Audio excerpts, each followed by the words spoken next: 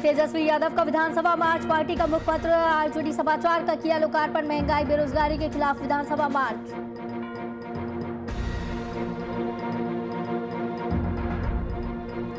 झारखंड विधानसभा सत्र का आज आखिरी दिन, चर्चा पर सरकार की मंशा को बताया गया फेल। बीजेपी विधायकों का दिखा हंगामा।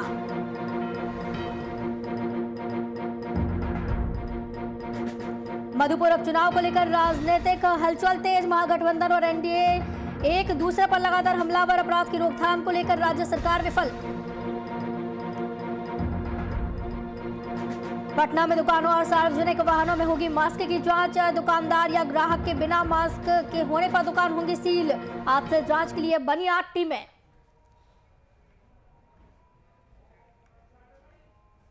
नमस्कार, वीआईपी न्यूज में आपका स्वागत है। आपके साथ मैं हूं आस्था श्रीवास्तव। इसी बीच पटना से इस वक्त की बड़ी खबर आ रही है, आपको बताते चले। विपक्ष का सदन के अंदर जोरदार हंगामा।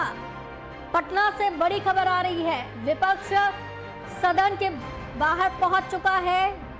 सदन की कार्रवाई 2 बजे तक के लिए स्थगित कर दी गई है। बताते चले इस वक्त की बड़ी खबर, दूसरी बार सदन को स्थगित किया गया है। विधानसभा सत्र में सदन के बाहर विपक्ष पहुंच चुका है। इस दौरान पटना से बड़ी खबर है, विपक्ष का सदन के अंदर जोरदार हंगामा शुरू हो चुका है और सदन को 2 बजे तक के लिए स्थगित कर दिया गया है। बड़ी खबर इस वक्त की टीवी स्क्रीन पर, जहां पर सदन की कार्रवाई को 2 बजे तक के लिए स्थगित कर दिया गया है। दूसरी बार सदन को स्थगित करने की बात सामने आ रही है। दूसरी बार सदन को स्थगित किया गया है। इस खबर की तमाम जानकारी के लिए हमारे साथ वरिष्ठ संवाददाता पटना से शशांक दुबे जी जुड़ गए हैं। शशांक जी, विपक्ष का सदन के अंदर जोरदार हंगामा शुरू हो चुका है और 2 बजे तक के लिए सदन की कार्रवाई को स्थगित कर दिया गया है। क्या कुछ ताजा अपडेट है इसको लेकर? देखिए आस्था, आज जैसे ही सदन की कार्रवाई 11 बजे शुरू हुई, पहले ही से मन बनाया रखा था राजद के कार्यकर्ताओं ने। उस वक्त तेजस्वी यादव भी, जो नेता प्रतिपक्ष सदन में मौजूद थे, राजद के और तमाम विपक्ष के सदस्यों ने जोरदार हंगामा किया और जो पुलिस संशोधन बिल है, जो विशेष सशस्त्र पुलिस संशोधन बल है, इसको पूरी तरह से वापस लेने की मांग कर रहे थे और कह रहे थे जब तक इस पर कोई सरकार जवाब नहीं देती है, सदन की कोई कार्रवाई नहीं चलेगी, प्रश्नकाल भी नहीं चल सकता है। और स्पीकर ने 12 बजे तक के लिए सदन की कार्रवाई को किया था, लेकिन जैसे ही 12 बजे फिर स्पीकर पहुंचे, विपक्ष के दलों ने और राजद के सदस्य, तमाम सदस्य बेल में आ गए और हंगामा करने लगे। हालांकि उस वक्त स्पीकर ने काम जारी रखा और एक जो सीएजी की रिपोर्ट है वो सदन में पेश की गई और कहीं ना कहीं एक विधेयक भी सरकार ने पास कराया। लेकिन जैसे ही सरकार दूसरे विधेयक पर गई, विपक्ष के सदस्य काफी आक्रामक हो गए, कुर्सियां तक उठा ली और ये हंगामा इतना जबरदस्त हुआ कि सदन की कार्यवाही को 2 बजे तक के लिए स्थगित करना पड़ा स्पीकर को।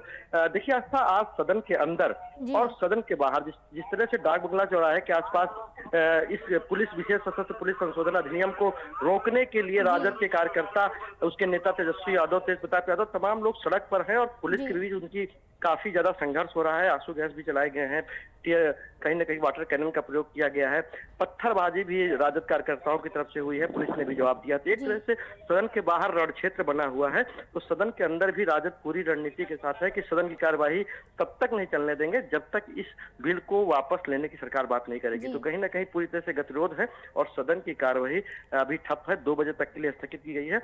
2 बजे के बाद देखना है कि जो बिजनेस है वो कैसे होता है। लेकिन जो विपक्ष के विधायकों का रवैया लग रहा है, सब विपक्ष का रवैया लग रहा है, वो अब सदन नहीं चलने देना चाह रहा है। जी, तो एक तरीके से ये कहा जा सकता है कि विपक्ष जो है सरकार को हर तरीके से घेर रही है, चाहे विधानसभा के अंदर हो या विधानसभा के बाहर हो। विपक्ष मजबूती से अपना पक्ष रख रही है और सरकार इसमें कहीं ना कहीं घिरती हुई नजर आ रही है। देखिए असल सबसे बड़ी बात है कि बिहार विपक्ष ने आज सुबह ही तेजस्वी यादव ने प्रेस कॉन्फ्रेंस करके अपनी स्थिति स्पष्ट कर दी थी कि जब तक उनके अनुसार जो ये विधेयक है, विशेष सशस्त्र पुलिस संशोधन अधिनियम है, जो बीएमपी के एक स्क्वाड को एम्पावर्ड कर रहा है तमाम चीजों के लिए, तो कहीं ना कहीं उसका विपक्ष विरोध कर रही है। विपक्ष का कहना है कि सरकार इसका दुरुपयोग करेगी, वहीं सरकार इस बिल के तमाम चीजों पर चर्चा की बात कर रही थी। तो आज ही स्पष्ट हो गया था कि सदन के अंदर भी और सदन के बाहर ही, और विपक्ष का जो 23 तारीख को घेराव था जो विधानसभा का, तो निश्चित ये पहले से ही तय था कि पुलिस उनको विधानसभा के इलाके में आने नहीं देगी और संघर्ष होगा। तो देखिए सवाल है कि आज 7 विधेयक पेश होने थे, जिसमें एक विधेयक पेश हो गया है। तो जो विधायिकी कार्य है वो बहुत जरूरी होते हैं। आज 23 तारीख है, कल तक की सदन है।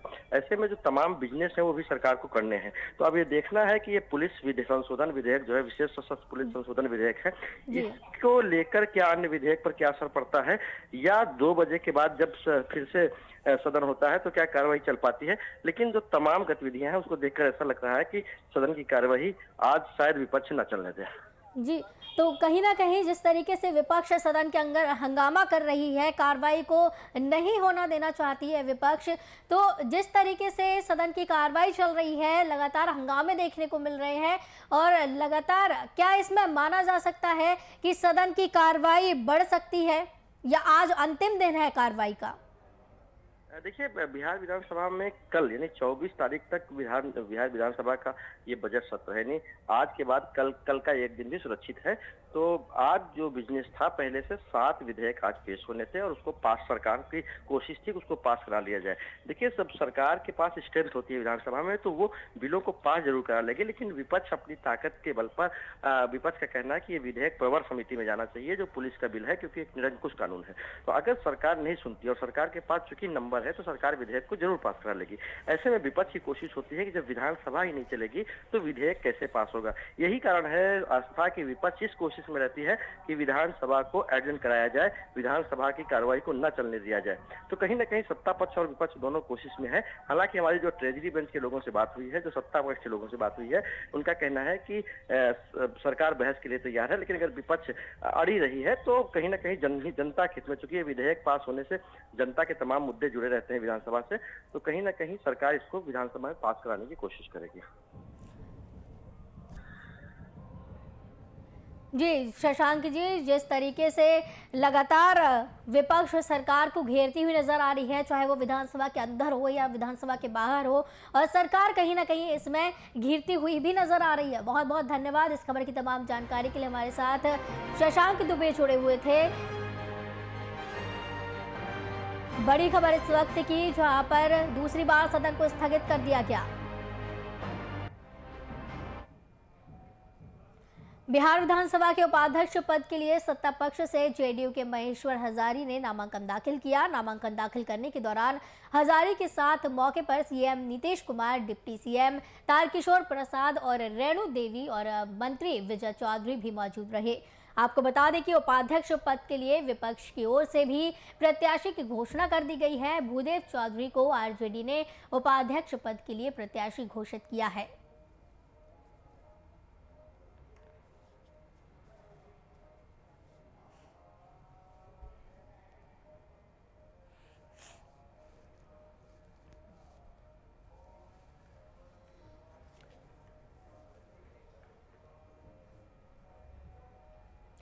विशेष सशस्त्र पुलिस संशोधन अधिनियम के विरोध में सदन शुरू होने से पहले आरजेडी के विधायकों ने विधानसभा के बाहर जमकर हंगामा किया।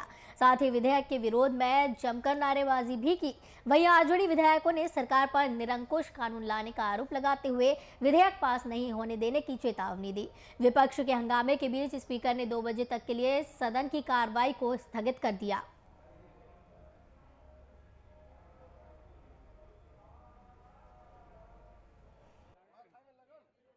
है कि निकम्मी सरकार है और आपने देखा है कि राम सूरत राय क्या नाम शनाम बोलते हैं, दारू माफिया है। हम लोग बर्खास्त के लिए उनको मुख्यमंत्री से मांग कर रहे हैं, इसीलिए पोस्टर लगा सब टोटल चीज लगाए हैं। जनून लालू यादव के लिए जान भी कुर्बान हमारा। कहाँ से है? महुआ से।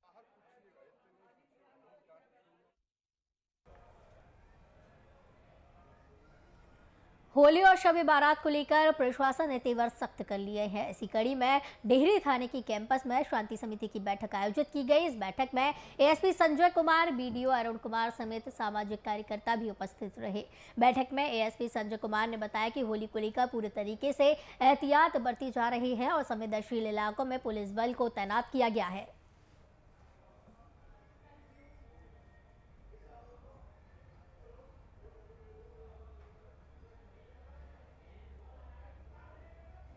इस वर्ष हम लोग होली को लेकर के पीस कमेटी को ज़्यादा संवेदनशील मान रहे हैं, क्योंकि होली का त्यौहार और शब बारात एक ही दिन हो रहा है।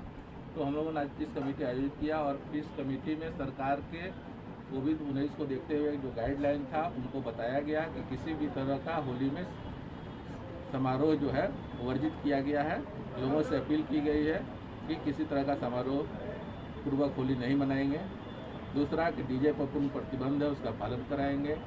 तीसरा कि शराब पर पूर्ण रूप से प्रतिबंध है और हम लोग उसको परसों लेकर के गुंडा परेड भी करा रहे हैं, जगह जगह छापामारी कर रहे हैं। असामाजिक तत्वों को चिन्हित करके उनको निरोधात्मक कार्रवाई और बॉन्ड डाउन भी कराया जा रहा है। विधानसभा बजट सत्र का आज आखिरी दिन है। विधानसभा परिसर के बाहर पक्ष और विपक्ष के विधायक ओबीसी कैटेगरी के लिए आरक्षण बढ़ाने की मांग कर रही हैं। अब तक 14% पाने वाले ओबीसी समुदाय के लोगों के लिए अब आरक्षण की सीमा बढ़कर 50% किए जाने की मांग की जा रही है। तो हमारा राज्य में 14% ही क्यों? हमारे राज्य में 50% से ज़्यादा पॉपुलेशन ओबीसी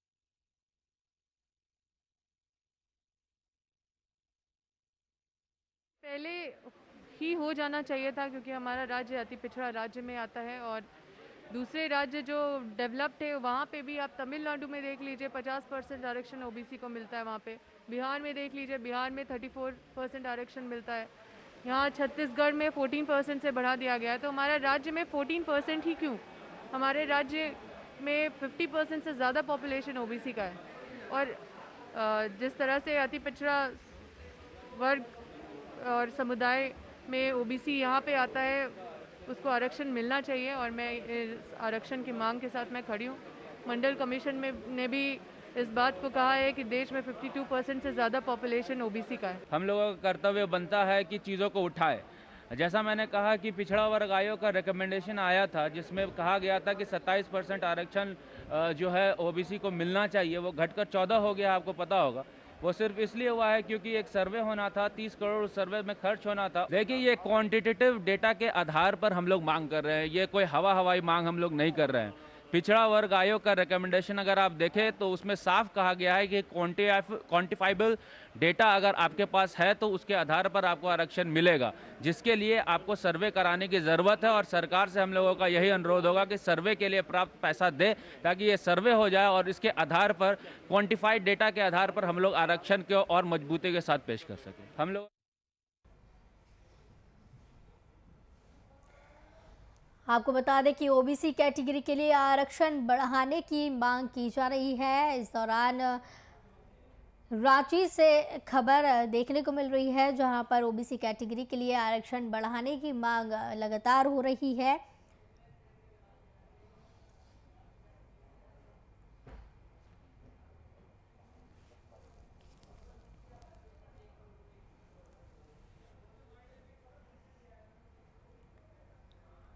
इस दौरान ओबीसी का कहना है कि आरक्षण बढ़ना चाहिए ओबीसी के लिए। विपक्ष आरक्षण बढ़ाने की मांग कर रहा है। विपक्ष ओबीसी के साथ में इस दौरान खड़ा दिखाई दे रहा है। विधानसभा बजट सत्र का आज आखिरी दिन है। इस दौरान ओबीसी कैटेगरी के लिए बड़ी मांग इस दौरान की गई है। 14% से ऊपर आरक्षण बढ़ाने की मांग इस दौरान की जा रही है।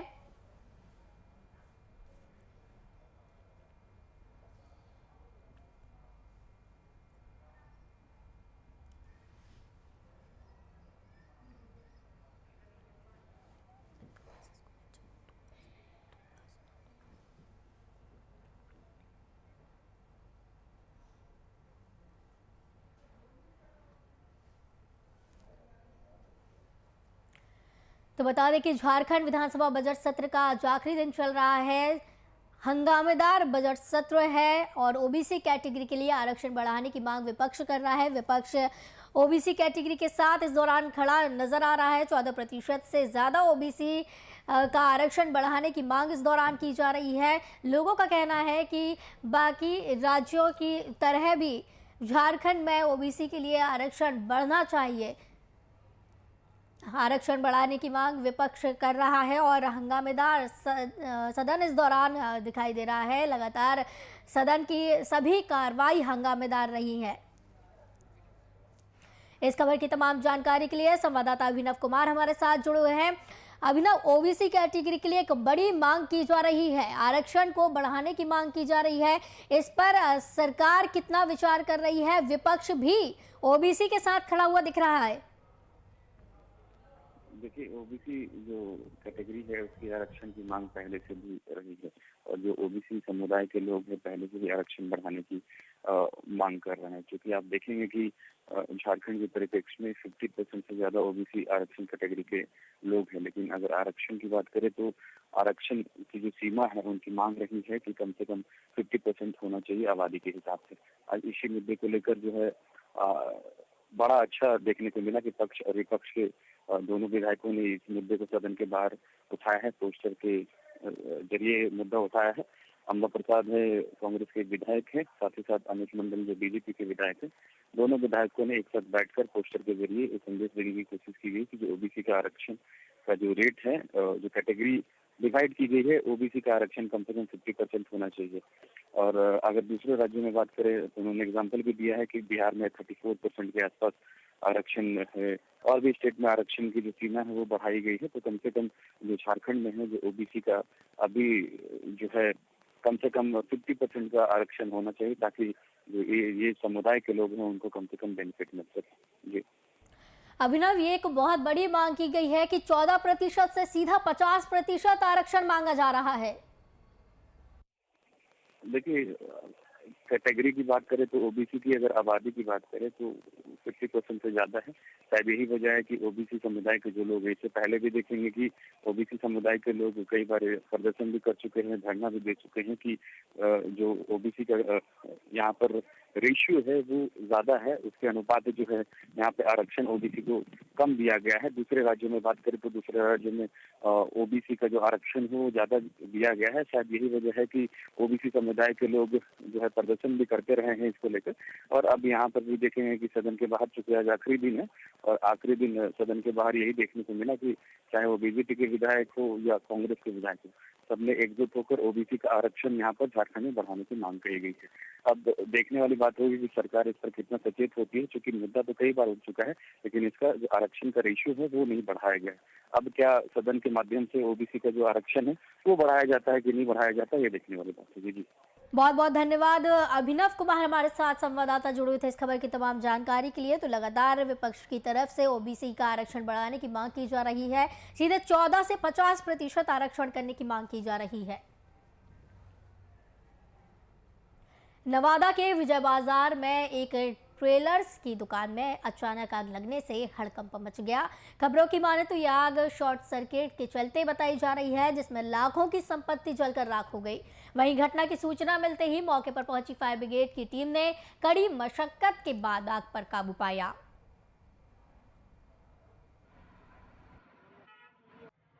शॉर्ट सर्किट से ये लगा है। मुझे नहीं पता है, घर में थे या फिर फोन किया अगल बगल से कि पब्लिक लोग फोन किया है कि मतलब ये आग लग गई। सवेरे मतलब 9-9:30 बजे का। कितना का नुकसान है? आग लगी में कितना का नुकसान है? देखिए, इसमें तो सब सारा ग्राहक का कपड़ा है, लगभग 250-300 मतलब होली का कपड़ा था, साड़ी है, ब्लाउज है, लहंगा है, 250-300 के लगभग सलवार सूट होगा, लहंगा भी होगा।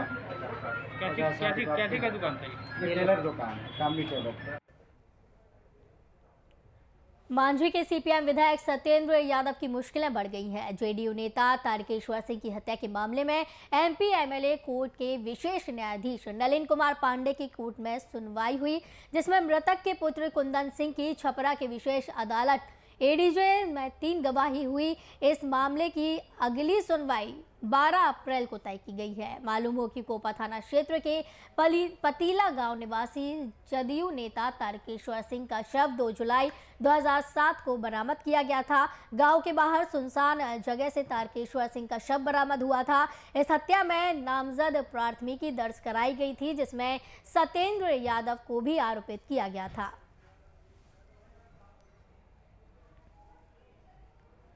न्यायाधीश 3 के यहाँ साक्षी की हाजिरी पड़ी हुई थी सेशन ट्रायल 552A 2007 में। साक्षी का नाम है कुंदन कुमार सिंह और उसका मैंने परीक्षण कराया। जब तक मैं वहाँ था जीरा के लिए कोई नहीं आया मुदाला की तरफ से। उसके बाद कोर्ट का आदेश हुआ कि अगर कोई जीरा करेगा तो करेगा, अगर नहीं करेगा मुदाला की ओर से कोई जीरा तो मुदाला पर गैर जमानती अधिपत्र जारी करने का आदेश मैं करूँगा।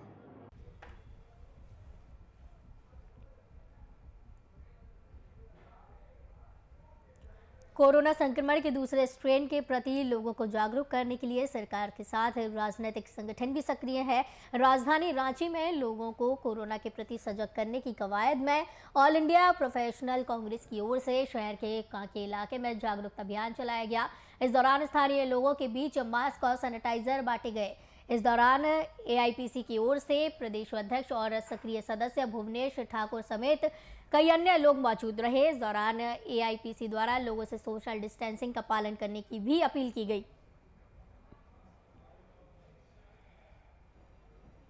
कोरोना के दूसरे लहर के बढ़ते प्रकोप को देखते हुए ऑल इंडिया प्रोफेशनल कांग्रेस का ये एक स्टेप लिया गया है कि जो भी राज्य की जनता है उनको अवेयर करें, उनको ये समझाएं कि अभी भी खतरा टला नहीं है। आप मास्क का, दूरी का, इन सारी चीज़ों का प्रयोग करते रहें, बेवजह घर से ना निकलें और ज़रूरत पड़ने पे ही राज्य या शहर के बाहर ट्रैवल करें। इस कार्यक्रम में हम लोग रांची और झारखंड राज्य के अलग अलग क्षेत्रों में जाएंगे, अलग अलग इलाकों में जाके लोगों को जागरूक करेंगे। जिन लोगों के पास मास्क की या सैनिटाइजेशन की सुविधा नहीं है उनको ये सारी चीज़ें उपलब्ध कराएंगे। और बहुत सारे लोग जो हैं वो कैजुअल हो गए हैं, जिसके कारण संक्रमण की संख्या फिर से बढ़नी शुरू हो गई है। तो हम लोगों ने एक कोशिश की है कि लोगों को फिर से जागरूक करें। जो लोग मास्क वगैरह नहीं पहनते हैं, सैनिटाइज नहीं करते हैं, जब तक वैक्सीनेशन नहीं हो जाता है। हजारीबाग में लॉकडाउन आशिहारा कराटे की ओर से लड़कियों और महिलाओं के लिए इंडोर कराटे क्लास शुरू किया गया। इस दौरान संस्था के संरक्षक और बीजेपी नेता उदयभान नारायण सिंह मुख्य अतिथि के रूप में उपस्थित रहे। मीडिया से बातचीत करने के दौरान उदयभान नारायण सिंह ने महिलाओं को देखते हुए विशेष सुविधा के तहत क्लासेस की शुरुआत करने की बात की। साथ ही सेल्फ डिफेंस के लिए लाभदायक साबित होने की उम्मीद जताई।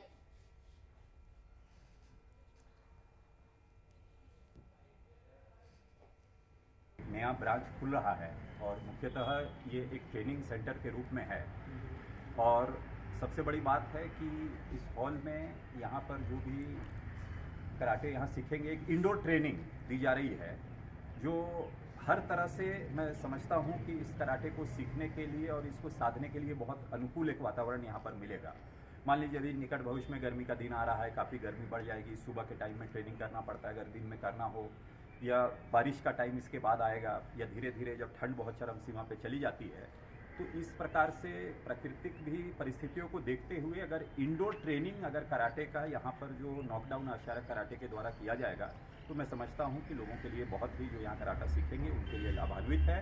और इस बहुत अच्छा लग रहा है। बहुत समय से मेरा सपना था कि जो है इंडोर में क्लासेस चले और आपके माध्यम से हमको ये मौका मिला कि यहाँ पर जो है लड़कियों को, महिलाओं को और बच्चों को यहाँ पर जो है इंडोर क्लासेस हो तो बहुत अच्छा लगेगा। यहाँ पर हम हर तरह का कोशिश करेंगे कि और भी बच्चे यहाँ पर से जुड़े और अच्छे से अच्छा हम प्रशिक्षण देने का कोशिश करेंगे।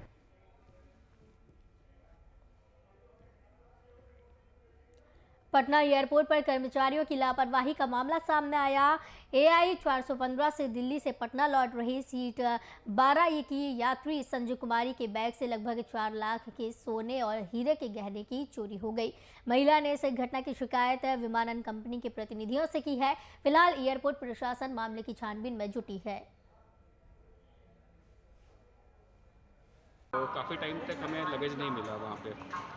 तो जब मैं ढूंढ रहा था लगेज तो मैंने देखा ये बैग यहाँ पे है और ये पूरा बिखरा हुआ था, ये बैग पूरा बिखरा हुआ था और सामान सारा इसका बाहर की तरफ चला। फिर ये जो महिला थी इन्होंने अपना लगेज लेके आया और फिर ये चिल्लाने लगे कि मेरा सारा सोना इसके अंदर से गायब है। तो लास्ट में मैंने देखा 2-3 बैग के बाद मेरा जो बैग है वो लग रहा था मुझे मेरा ही बैग है, बट वो एक पॉलीथीन के अंदर पैक था और उसके अंदर वो पूरा गंदा था। जब खोला, जब इन्होंने हल्ला किया तो हमने भी चेक किया तो मेरा भी सिक्योरिटी लॉक उसमें से जो जम्मू के अंदर सील करके हमें दिया गया था वो लॉक टूटा हुआ था।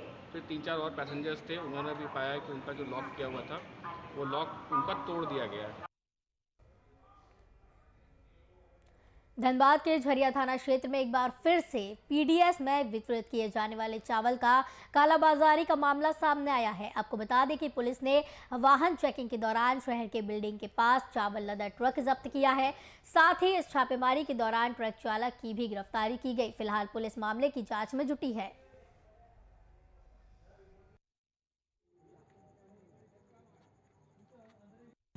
सनोज सिंह की ठेकेदारी है, हम उन्हीं के ड्राइवर हैं। कहाँ से माल आ रहा था? माल आ रहा था FCI गोदाम से। कहाँ? कौन से जा रहा था कंडरा। अच्छा। बरमसिया से लूट किए थे। उसके बाद जो है से थोड़ा सा आगे वाला जो है से रोड में हम घुस गए तो वहाँ से बैक कर रहे थे तो थोड़ा सा ठेला में लग गया तो कुछ नुकसान नहीं हुआ उसका।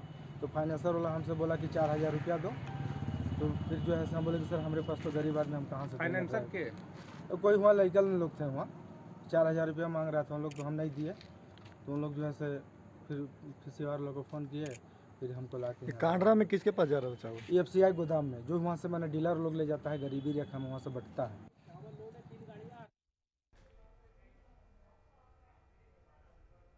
VIP न्यूज़ के बुलेटिन में फिलहाल इतना ही। मुझे दीजिए इजाजत। नमस्कार।